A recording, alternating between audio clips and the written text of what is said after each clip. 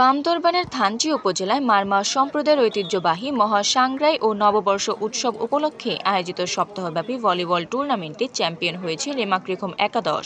Runners up হয়েছে dangers 11 একাদশ। থানচি প্রতিনিধি অনুপম মারমার প্রতিবেদনে থাকছে বিস্তারিত।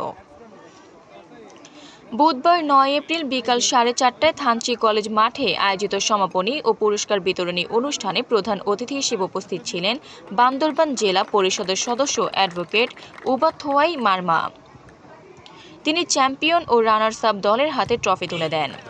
উৎসব উদযাপন কমিটির সাধারণ সম্পাদক মেমং সিং মারমার সঞ্চালনায় এবং হামং উ মারমার সভাপতিত্বে অনুষ্ঠানে আরও উপস্থিত ছিলেন সাবেক উপজেলা ভাইস চেয়ারম্যান চষাথোয়াই মারমা, থানচি কলেজের অধ্যক্ষ ধমিনিক ত্রিপুরা, থানচির সরকারি উচ্চ বিদ্যালয়ের প্রধান শিক্ষক নূর মোহাম্মদ, প্রেস ক্লাবের সাধারণ সম্পাদক চলহামং মারমা, শিক্ষক চমংপ্রু মারমা, সমাজপতি নমংপ্রু মারমা, শিক্ষক বেনেডিক্স ত্রিপুরা এবং সাবেক উদযাপন কমিটির সভাপতি খেমং থুই মারমা প্রমুখ।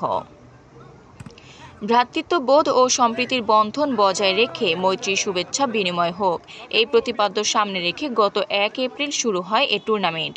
এবারের আয়োজনে অংশ নেয় থানচি উপজেলার 12টি দল। প্রথমবারের মতো এ ধরনের আয়োজন ক্রীড়াপ্রেমীদের মাঝে মিলন মেলায় রূপ নেয়।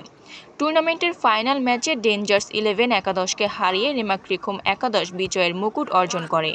আফরিন মোমো, দৈনিক খোলা চোখ। আপনার স্বপ্নের যাত্রা হোক ফ্লাই ইনফিনিটির সাথে।